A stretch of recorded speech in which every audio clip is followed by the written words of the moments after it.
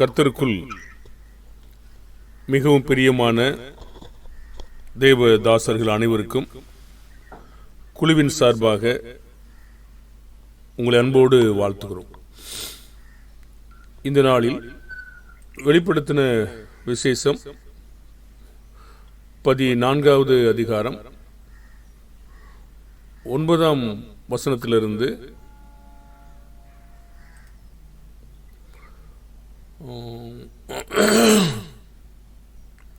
12ஆம் வசனம் வரைக்கும் நாம் வாசி கேட்போம்.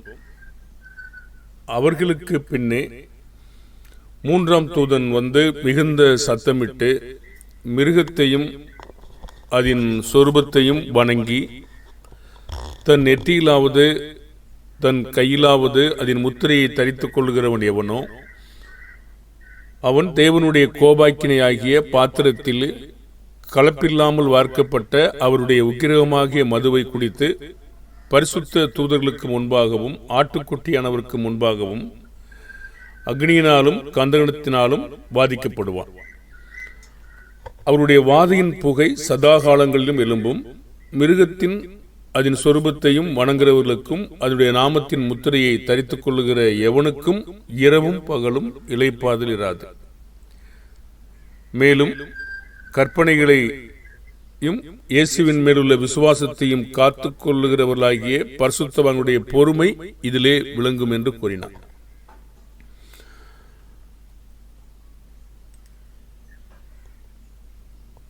மிருகத்தையும் அதன் சொரூபத்தையும் வணங்கினவர்களுக்கு தேவ கோபம் பரிசுத்த தூதர்களுக்கு முன்பாகவும் ஆட்டுக்குட்டியானவருக்கு முன்பாகவும் நிறைவேற்றப்படுவதற்கு என்ன காரணம் இருக்கக்கூடும்? ஆட்டுக்குட்டியானவருக்கு முன்பாக அப்படிங்கிறது நமக்கு விளங்கும். அவர் தான் கர்த்தருடைய வார்த்தைகளை நமக்கு சொல்லிட்டு இருக்கார். அப்ப அவருக்கு முன்பாக தான் இந்த கோபத்தை நிறைவேற்றணும். அது சரியாக இருக்கிறது போல நமக்கு காணப்படுது. ஆட்டுக்குட்டியானவருக்கு தான் நியாயத்தீர்ப்பின் காரியங்கள் ஒப்புக் கொடுக்கப்பட்டிருக்கிறது. அதுவும் சரின்னு காணப்படுது. தூதர்கள் முன்பாக அப்படின்னா அது என்ன காரணமா இருக்கும்? அவங்களுக்கு முன்பாக இதையே நிறைவேற்றணும். 1 கொரிந்தியர் 6ஆம் அதிகாரம் 3ஆம் வசனத்தில் கொரிந்து சபையிலே சில பிரச்சனைகள் இருந்தது. அதாவது அநீத காரணத்தில் அவங்க சென்றாங்க. அப்போ அவங்களுக்கு வெட்கம் உண்டாக சில காரியங்கள் சொல்லப்பட்டது. சகோதரனுக்கும் வழக்கு இருக்கிற பொழுது விவேகி உங்களுக்குள்ள கூட இல்லையா என்று கேட்டுக்கொண்டு அப்போ ஒரு வார்த்தை சொல்றாரு, தேவ தூதர்களையும் நியாயந்திருப்போம் என்று அறியீர்களா? அப்படி இருக்க இந்த ஜீவனுக்கேற்றவைகளை நீங்கள் தீர்த்து கூடாது இருக்கிறது எப்படின்னு கேட்கிறார். அப்போ ஒரு சபையார் தேவ தூதர்களையும் கூட நியாயந்திருப்போம் என்று அறியீர்கள்னா அவங்களுடைய வேலை நம்மிடத்தில் என்னவா இருக்கு? எபிரேயர் 1ஆம் அதிகாரம் 14ஆம் வசனத்தில் நாம் படிக்கிற பொழுது ரட்சிப்பை சுதந்திரிக்க போகிறவர்கள் நிமித்தமாக ஊழியம் செய்யும்படிக்கு அவர்கள் எல்லாரும் அனுப்பப்படும் பணிவிடை ஆவிகள் அல்லவா? தூதர்களைத்தான் சொல்றார். அப்ப தூதர்களும் வேலையானது நம்மிடத்திலே ரட்சிப்பை சுதந்திரிக்கிற போகிறவருக்காக ஊழியம் செய்து கொண்டிருக்கிறார்கள். லூக்கா 15ஆம் அதிகாரம் 10ஆம் வசனத்தில் அதுபோல மனம் திரும்புகிற ஒரே பாவி நிமித்தம் தேவனுடைய தூதருக்கு முன்பாக சந்தோஷம் உண்டாயிருக்கிறது என்று உங்களுக்கு சொல்லுகிறேன். முன்பாக அவர்களும் நம்மிடத்திலே பணி செய்வதினாலே மீறுதல் நடக்கிற பொழுது அவர்களுக்கு முன்பாக தேவம் கோபம் நிறைவேறுவதற்கு வாய்ப்பு இருக்கலாம். 10ஆம் வசனத்தில் அதான் சொல்றார், அவன் தேவனுடைய கோபாக்கினையாகிய பாத்திரத்திலே கலப்பில்லாமல் வார்க்கப்பட்ட அவனுடைய உக்கிரமாக மதுவை குடித்து பரிசுத்த தூதர்களுக்கு முன்பாகவும் ஆட்டுக்குட்டியானவருக்கு முன்பாகவும் அக்னியினாலும் கந்தகத்தினாலும் பாதிக்கப்படுவார்கள். இந்த வேலையானது அவர்கள் சில காரியங்கள் நமக்கு சேவை செய்து மீறப்படும் போது அவர்களுக்கு முன்பாகவும் இந்த காரியங்கள் தேவ கோபம் நிறைவேற்றப்படுவதை நாம் காணக்கூடுகிறது. பிறகு மிருகத்தையும் அதன் சொரூபத்தையும் வணங்கினவர்களுக்கு என்ன தண்டனை தேவனால் கிடைக்கப்படுகிறதுன்னு பார்த்தீங்கன்னா 14:11 அவர்களுடைய வாதையின் புகை சதா காலங்களிலும் எழும்பும். மிருகத்தையும் அதன் சொரூபத்தையும் வணங்கினவர்களுக்கும் அதனுடைய நாமத்தின் முத்திரையை தரித்துக் கொள்கிற எவனுக்கும் இரவும் பகலும் இளைப்பாறுதல் இராது. அப்போ நம்ம 10ஆம் வசனத்தில் பார்த்தோம், அக்னியினாலும் கந்தகத்தினாலும் வாதிக்கப்படுவார்கள். அது இரவும் பகலும் இருக்கும். வெளிப்படுத்தல் 14:10 அதை நம்ம படிச்சோம். இப்பதான் அவருடைய இளைப்பாறுதலில் பிரவேசிக்க நாம் என்ன செய்ய வேண்டும்னா, எபிரேயர் 4:10-11 ஏனெனில் அவருடைய இளைப்பாறுதலில் பிரவேசித்தவன் தேவன் தம்முடைய கிரியைகளை முடித்து ஓய்ந்தது போல தானும் தன் கிரியைகளை முடித்து ஓய்ந்திருப்பான். ஆகையால் அந்த திஷ்டாந்தத்தின்படி ஒருவனாகிலும் கீழ்ப்படியாமையினாலே விழுந்து போகாதபடி நாம் இந்த இளைப்பாறுதலில் பிரவேசிக்க ஜாக்கிரதையாய் இருக்க கடவோம் அப்படின்னு சொல்றார். ஒருவேளை இன்னைக்கு நிறைய இந்த இடுகாட்டில் பேனர்ல சில நான் வார்த்தை பார்த்துருக்கிறேன், அவர் இளைப்பாறுகிறார். உண்மையிலேயே தேவன் தம்முடைய கிரிகளை முடித்து ஓய்ந்தது போல அவரும் ஓய்ந்திருந்தார்னா இளைப்பாறிட்டு இருப்பாரு. ஆனா அவங்க செத்து போனதை இளைப்பாறுதல் தான் சொல்லிட்டு இருக்காங்க பெரும்பாலும். அது கிரியைகளை அவருடைய இளைப்பாறில் பிரவேசித்தவன் தேவன் தம்முடைய கிரியைகளை முடித்து ஓய்ந்தது போல தானும் முடித்து ஓய்ந்திருப்பான். அப்பதான் அந்த இளைப்பாறுதலில் பிரவேசிக்க முடியும். இஸ்ரவேல் மக்கள் ஜாக்கிரதையா இல்லாதபடியினாலே அவங்க இளைப்பாறுதலுக்குட்ட பிரவேசிக்க முடியல. ஆனா யோசுவா சொல்லும் பொழுது இளைப்பாறுதல் எபிரேயர் புத்தகத்தில் பார்க்கும் பொழுது தேவனுடைய ஜனங்களுக்கு வருகிற காலமா இருக்கிறது சொன்னார். வெளிப்படுத்தல் 14:13 பின்பு பரலோகத்திலிருந்து ஒரு சத்தம் உண்டாக கேட்டேன், அது கர்த்தருக்குள் மரிக்கிறவர்கள் இது முதல் பாக்கியவான்கள் என்று எழுது, அவர்கள் தங்கள் பிரயாசங்களை விட்டொழிந்து. அங்கதான் நம்ம நோட் பண்றோம், பிரயாசங்களை விட்டொழிந்து. அப்போ என்ன பிரயாசம் பாருங்கள். பாடுகளும் உபத்திரவங்களும் தேவன் அனுமதிக்கிற அத்தனை காரியங்களையும் அவங்களுக்கு முடிஞ்சு போச்சு. இனி இளைப்பாறுவார்கள். அந்த கிரியைகள் அவங்களோட கூட போகும். ஆவியானவரும் அதுக்கு சாட்சி கொடுக்கிறார். ஆம் என்று திருவுளம் பற்றி பற்றுகிறார் என்று சொல்லிட்டு இந்த வெளிப்படுத்தின விசேஷம் முழுதும் பார்த்தீங்கன்னா தேவனுடைய பிள்ளைகள் உபத்திரவப்படுகிறத நம்ம பார்க்க முடியும். ரோம அரசாங்கமானது மிகுந்த துன்பத்துக்குள்ளாக உபத்திரவப்படுத்துகிறது. இப்போ தானியேல் புஸ்தகம் படிக்கும் பொழுது அந்த ரோம அரசாங்கத்தினுடைய ஆட்சியாளர்களை பற்றி நம்ம நிறைய படிச்சிருக்கிறோம். அந்த வார்த்தையை சொல்ல கேட்டிருக்கிறோம். அப்போ இந்த காலங்களில் தேவனுடைய ஜனங்கள் உபத்திரவப்படுகிறாங்க. ரோம மேசியா வரும்போதே இடுக்கமான காலம் என்று நம்ம தானியேல் பிடிக்கும்போது கேட்டிருக்க முடியும். அப்போ கடந்த வாரத்தை தான் கேட்டோம்னு நினைக்கிறேன். அப்ப இடுக்கமான காலம் அப்படிங்கிறது உபத்திரவமான ஒரு நேரமாக அது இருக்கிறது. அப்ப இளைப்பாறுதல் தங்கள் பிரயாசங்களை விட்டொழிந்து இளைப்பாறுவார்கள். அவருடைய கிரியைகள் அவரோடு கூட போகும். ஆவியானவரும் ஆமா என்று சொல்றார். இந்த நேரத்தில் அவங்க எப்படி நடந்து கொள்ளணும், அப்ப எப்படி பாராட்டப்படுறாங்க, எப்படி தேவன் சொல்றான்னு பார்த்தீங்கன்னா 12:13 தேவனுடைய கற்பனைகளையும் இயேசுவின் மேலுள்ள விசுவாசத்தையும் காத்து கொள்ளுகிறவர்களாகிய பரிசுத்தவான்களுடைய பொறுமை இதிலே விளங்கும் என்று சொல்றார். விசுவாசத்தை காத்துக்கொள்வதும் பொறுமையும் இதிலே என்ற ஒரு வார்த்தை இருக்கு இல்லைங்களா, இதிலே விளங்கும். இதிலே என்றால் அதனுடைய கருத்து என்ன? இந்த அதிகாரத்திலே அவர்களுக்கு முன்வைக்கப்பட்ட சோதனை என்ன? அப்போ அதை சொல்லி முடிச்ச உடனே சொல்றாரு 13ஆம் வசனத்துல, பின்பு பரலோகத்திலிருந்து ஒரு சத்தம் உண்டாக கேட்டேன், அது கர்த்தருக்குள் மரிக்கிறவர்கள் இது முதல் பாக்கியவான்கள். இப்ப மெய்யாகவே அவர்கள் பொதுவா மரணம் வந்து மறிக்கிறது மாதிரி தெரியல. நிச்சயமாக அவங்க கர்த்தருக்குள் மறிக்கிறவர்கள் பொறுமை இதில் விளங்கும்னா நிச்சயமா கொல்லப்படுவாங்க போல் தெரியுது. கர்த்தருக்குள் மறிக்கிறவர்கள் இது முதல் பாக்கியவான்கள் என்று எழுது. அப்போ தங்கள் பிரயாசங்களை விட்டொழிந்து இளைப்பாறுவார்கள் என்று வார்த்தை இருக்கிறது. அப்ப இந்த உபத்திரவத்தில் பொறுமை விளங்கும் அப்படி சொல்லும் பொழுது, பொறுமைக்கு முதலாவது முன்னோடியா இருப்பது என்ன? பொறுமையா ஒருத்தர் இருக்கணும்னா அவருக்கு என்ன வந்திருக்கணும்? முதலாவது இப்ப யோபு பொறுமையா இருக்கணும்னா அவருக்கு என்ன வந்துருச்சு? உபத்திரவம். அப்ப இந்த உபத்திரவம் தான் அவங்களுக்கு அனுமதிக்கப்பட்டது, பாடுகள் அனுமதிக்கப்பட்டது, அவங்க சோதனையும் அனுமதிக்கப்பட்டது. இப்போ பொறுமைக்கு முன்னோடியா இருப்பது என்னன்னு கேட்டீங்கன்னா உபத்திரமும் பாடுகளும் சோதனை இருந்தது. உபத்திரவத்தில் பல்வேறு நோக்கம் இருக்கு.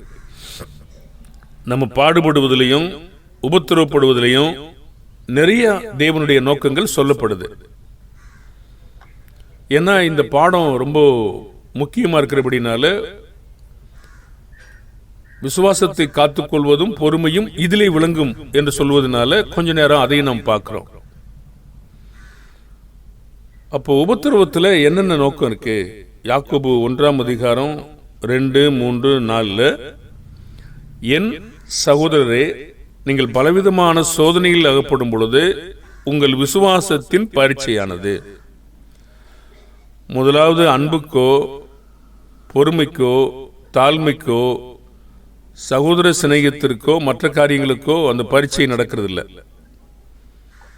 இதெல்லாம் சேர்ந்து நம்ம தேவனுடைய வார்த்தையிற்கு விசுவாசிக்கணும்னு வைத்துக் கொள்ளுங்களேன்.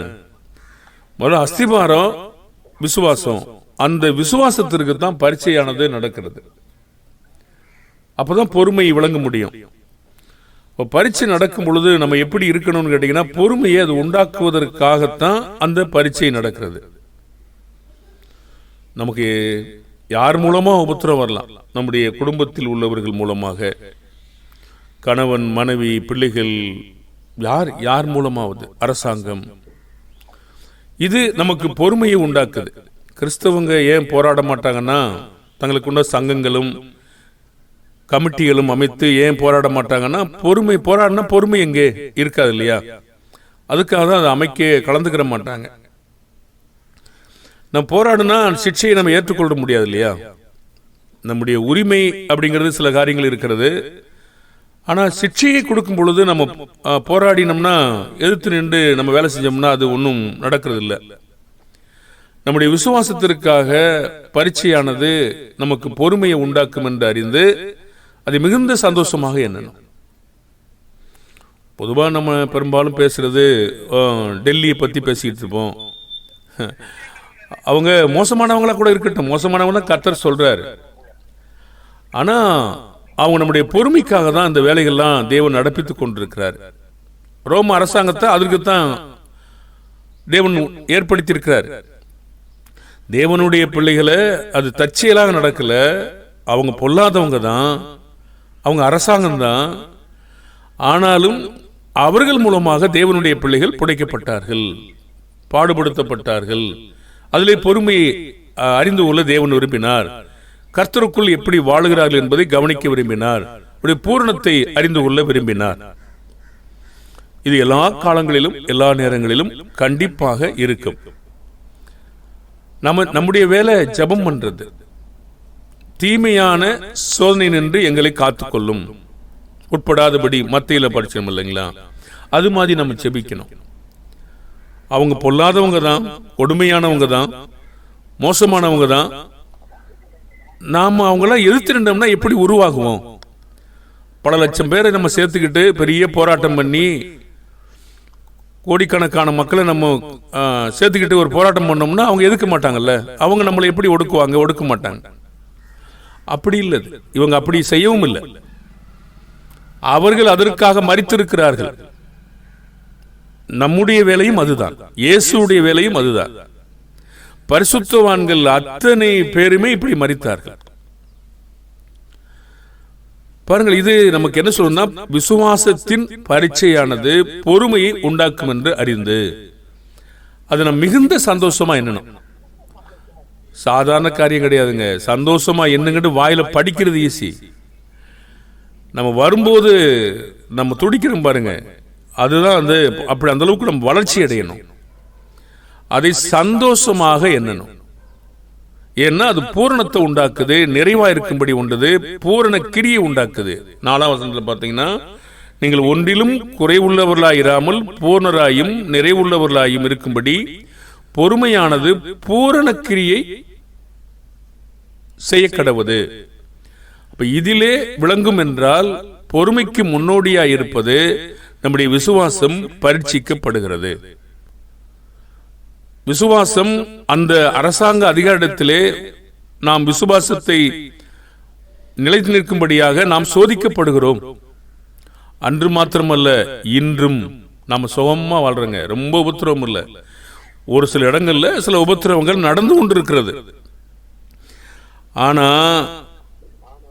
அதுக்கு ஒரு காலங்களை நிச்சயமா தேவன் அனுமதிப்பார். அப்ப அனுமதிக்கும் போதுதான் தெரியும். உபத்திரவம் பொறுமையை கொண்டு வருகிறது. ரோமர் 5:3. அது மாத்திரமல்ல, உபத்திரவம் பொறுமையும், பொறுமை பரீட்சையும், பரீட்சை நம்பிக்கையும் உண்டாக்கும் என்று அறிந்து உபத்திரவங்களையும் மேன்மை பாராட்டுகிறோம். இதுதான் மெய்யான கிறிஸ்தவன். ஒரு ஒரிஜினலான கிறிஸ்தவனா நம்ம இருக்கணும். உபத்திரவம் தற்காலத்தில் துக்கமா காணப்படும். எபிரேயர் 12. அது ஆரம்ப குழந்தை பருவத்தில். ஆனா நம்மை போன்ற ஊழியர்களுக்கு அது ஒரு வேதனையான மன்னிக்கணும், அது வேண்டாம் என்று இருக்கக்கூடாது, துக்கமா இருக்கக்கூடாது. அதுல அகப்படும் போது நம்ம சந்தோஷமா எண்ணணும். அவமானம் அடைவதை சந்தோஷமா எண்ணி அப்போஸ்தலர்கள் புறப்பட்டாங்க. அப்போஸ்தலர் நடவடிக்கைகள்ல வாசிக்கிறோம். அப்போ இது மாதிரி நம்ம பார்க்கும் பொழுது நம்ம அரசாங்கத்துகளை குற்றம் சொல்லக்கூடாது. அது நம்முடைய வேலையே கிடையாது. இவங்கெல்லாம் அப்படி இருக்கிறது மாதிரி நம்ம பார்த்ததில்லை. வேதாகமத்தில் நீங்க அதிகமா கிறிஸ்தவர்கள் வந்து அரசாங்கத்தை குற்றம் சொன்னது மாதிரி பதிவுல நீங்க பார்த்திருக்க முடியாதுங்க. அப்படி பார்த்தீங்கன்னா அது புத்தியற்ற மிருக ஜீவன்களை போல தங்களுக்கு தெரியாதவர்கள் தூசிக்கிற மக்களாக தான் இருப்பாங்க. நம்முடைய வேலையெல்லாம் ஜெபிக்கிறது, யாவருக்கும் கீழ்ப்படுகிறது, தேவனுக்கு கீழ்ப்படுகிறது, அரசாங்கத்துக்கு கீழ்ப்படுகிறது நம்முடைய வேலை. அப்போ உபத்திரவம் பொறுமையை கொண்டு வரும். இன்னொரு சில காரணங்களும் இருக்கிறது. உபத்திரவம் பிரமாணங்களை கற்றுக்கொள்ள அனுமதிக்கப்படுகிறது. சங்கீதம் 119:71. நான் உபத்திரவப்பட்டது எனக்கு நல்லது, அதனால் உமது பிரமாணங்களை கற்றுக்கொள்கிறேன். இயேசு கிறிஸ்துவினுடைய வாழ்க்கை இன்னும் ஒரு காரியத்தை ஏற்படுத்துகிறது. எபிரேயர் 5:8. அவர் குமாரனாயிருந்தும் பட்ட பாடுகளினாலே கீழ்ப்படிதலை கற்றுக் கொடுக்கிறது.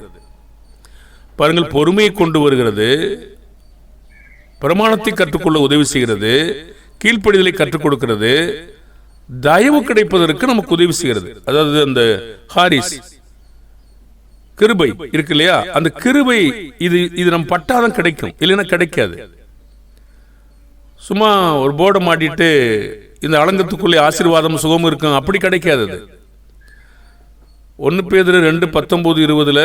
ஏனெனில் தேவன் மேல் பற்றுதலாயிருக்கிற மனசாட்சி நிமித்தம் ஒருவன் அநியாயமாய் பாடுபட்டு உபத்திரவங்களை பொறுமையாக சகித்தால். பாருங்கள், அவர் அநியாயப்படுத்துகிறார்கள், அது நியாயம் அல்ல. ஆனால் நாம் பாடுபடுகிறோம், அது அநியாயம். நாம் அநியாயம் செய்தல்ல, அவர்கள் அநியாயமாய் நம்மை பாடுபடுத்துகிறார்கள். நாம் நன்மை செய்கிறோம், அவர்களுக்காக ஜெபிக்கிறோம், நம்மை துன்பப்படுத்துகிறார்கள். இது தேவனிடத்திலிருந்து பிரீதி கிருபை கிடைக்கும். ஹாரிஸ் நமக்கு தயவு ஏற்படுத்தும். எது? உபத்திரவம். எது? பாடுகள். 20ஆம் வசனத்தில் சொல்றாரு, நீங்கள் குற்றம் செய்து அடிக்கப்படும் போது பொறுமையோடு செய்யத்தால் அதனால் என்ன கீர்த்தி இருக்கிறது? நீங்கள் நன்மை செய்து பாடுபடும் போது பொறுமையோடு செய்யத்தால் அதுதான் தேவனுக்கு முன்பாக பிரீதின்னு சொல்றாரு. இந்த வார்த்தை கிருபை. பாடுகள், உபத்திரவம் தேவனிடத்தில் இன்னும் ஒரு காட்சியும் கொடுக்கிறது, நெருங்கி வர அழைக்கிறது. எவ்வளவு பாடுபடுகிறோமோ அவ்வளவு ஆறுதல்னா பரக லேவோ தேவனிடத்தில் நெருங்கி வர நம்மை அழைத்துக் கொண்டு போகிறது. 2 கொரிந்தியர் 1:4, 5, 6, 7. தேவனால் எங்களுக்கு அருளப்படுகிற ஆறுதலினாலே எந்த உபத்திரவத்திலாகிலும் அகப்படுகிறவர்களுக்கு நாங்கள் ஆறுதல் செய்ய திராணி உள்ளவர்களாய் இருக்கும்படி எங்களுக்கு வரும் சகல உபத்திரவங்களையும் அவரே எங்களுக்கு ஆறுதல் செய்கிறவர். எப்படி எனில், கிறிஸ்துவனுடைய பாடுகள் எங்களிடத்தில் பெறுகிறது போல கிறிஸ்துவினாலே எங்களுக்கு ஆறுதலும் பெறுகிறது. அந்த ஆறுதல் என்ற வார்த்தை தாங்க தேவனிடத்தில் கிட்டி சேர்ந்து வர அழைக்கப்படுதல். நீங்க நம்முடைய எல்லாத்தையும் கிரேக்க பைபிள் இருக்குதுங்க, ஈஸ்வர்ட் அந்த பைபிள் நம்மகிட்ட இருக்கு, நம்ம நல்லா பார்த்துக்க முடியும். அது அவரிடத்தில் நெருங்கி வருது. எவ்வளவு பாடுபடுகிறோமோ அவ்வளவு நெருக்கமாக தேவன்கிட்ட நம்ம கொண்டு போயிடும். அடுத்து நம்ம பாடுபடுதல், நம்ம பாடுக்கு உட்படும் போது நாமும் குணப்பட முடியும், மற்றவங்களையும் குணப்படுத்த உதவிகரமா இருக்க முடியும். லூக்கா 22:31-32. பின்னும் கர்த்தர், சீமோனே சீமோனே, இதோ கோதுமையை சுளையினால் புடைக்கிறது போல சாத்தான் உங்களை புடைக்கிறதுக்கு உத்தரவு கேட்டுக்கொண்டான். நானோ உன் விசுவாசம் ஒளிந்து போகாதபடி உனக்காக வேண்டிக் கொண்டேன். நீ குணப்பட்ட பின்பு உன் சகோதரரை ஸ்திரப்படுத்து என்றார். முதலாவது நாம எந்த பாடுகளையாவது அகப்பட்டாதான மற்றவங்களுக்கு போதிக்க முடியும். நாமளே பாடுபடல, மற்றவனுக்கு எப்படி வைத்தியம் பண்ண முடியும்? நானே ஒரு நோயாளி, மற்றவன் நோயை எப்படி தீர்க்க முடியும்? பாருங்க, நோயை தீர்க்கணும்னா நான் நோயாளியை இருக்க முடியாதுங்க. அந்த நோயை நான் தீர்க்கப்பட்டிருக்கணும். ஆவிக்குரிய நோயை பத்தி பேசிட்டு இருக்கோம். அப்போ பேதுரு குணப்பட்ட பின்புதான் சகோதரரை சிறப்படுத்த முடியும். அப்போ பாடுகளும் உபத்திரவங்களும் நம்மை குணப்படுத்துகிறது, மற்றவனை சிறப்படுத்த உதவி செய்கிறது. இயேசுவிட்ட கூட அந்த சோதனை முன்னே நிறைவேறிந்தது. இப்படி 2:18 பார்த்தீங்கன்னா, இயேசுவின் பாடுபட்டா நாமோ சோதிக்கப்படுகிறவர்களுக்கு உதவி செய்ய வல்லவர்கள். வல்லவர்கள் என்ன சொல்லுவோம்? நிபுணர்கள். எபிரேயர் 2:18 மன்னிக்கணும். ஆதலால் அவர்தாமே சோதிக்கப்பட்டு பாடுபட்டதினாலே அவர் சோதிக்கப்படுகிறவர்களுக்கு உதவி செய்ய வல்லவராயிருக்கிறார். பாருங்க, இப்படி நிறைய காரியங்கள் இருக்கு. நமக்கு நேரம் முடிஞ்சு போச்சு. அந்த குறையை நம்ம அடுத்த வாரத்திலையும் கொஞ்சம் பேசுவோம். அப்போ பொறுமை இதில் விளங்கும் என்றால், உபத்திரவத்தில் பல்வேறு நோக்கங்களை பார்த்தோம். அது பொறுமை விளங்க செய்கிறது, பூர்ணத்தை ஏற்படுத்துகிறது, பிரமாணத்தை கற்றுக்கொள்ள அனுமதிக்கப்படுகிறது, கீழ்ப்படிதலை கற்றுக் கொடுக்கிறது, கிருபையை நமக்கு கொடுக்கிறது, தேவனிடத்தில் நெருங்கி வர அழைக்கிறது, நான் குணப்படவும் மற்றவங்களை சிறப்படுத்தவும் அது எனக்கு உதவி செய்கிறது, என்னை வல்லவனாக்குறது. யாரோ ஒருத்தர் கோபப்படுறாரு, நான் கோபம் கொண்ட சகோதரனா இருக்கிறேன்னு வைத்துக் கொள்ளுங்களேன். என்னை அனுப்புனீங்கன்னா நான் என்ன செய்வேன்? அந்த கோபம் கொண்ட சகோதரனை எப்படி ஆதாயப்படுத்துவேன்? அவன் கோபப்படும் போது நானும் கோபப்படுவேன், 2 பேரும் சாத்தானுடைய கடியில மாட்டிக்குவோம். அது வல்லவனாக்க முடியுமா? இல்லவே இல்லை. இப்ப அன்பான தேவனுடைய பிள்ளைகளே, இந்த காரியத்தை படித்த காரியத்திலிருந்து வெளிப்படுத்தின விசேஷத்தில் உபத்திரவம் இருக்கிறது. அது மிருகத்தையும் சொருவத்தையும் வணங்குவதற்கான சூழ்நிலைகளை அதிகாரிகள் ஏற்படுத்தியிருக்காங்க. தேவனுக்கு அனுமதி கொடுத்திருக்காரு. அதுல இவங்க சோதிக்கப்படுகிறாங்க. அந்த சோதிக்கப்படுதல பொறுமை என்ன செய்யுது? விளங்குது. சில இளைப்பாற முடியல பிரவேசிக்காம வாதிக்கப்பட்டு இருக்காங்க. நமக்கு என்ன கற்றுக் கொடுக்குதுன்னா, நாம பொறுமையா இருந்து உபத்திரவங்களை சகித்தா நாம் இந்த இளைப்பாறுதலில் பிரவேசிக்க முடியும். இத்தனை காரியங்களை கற்றுக்கொள்ள முடியும். வாய்ப்பளித்த அன்பான சகோதரனுக்காக, குழுவுக்காக நன்றி. கர்த்தர் தாமே நம்மை ஆசீர்வதிப்பாராக. மீண்டும் கர்த்தர் சந்திப்போமாக.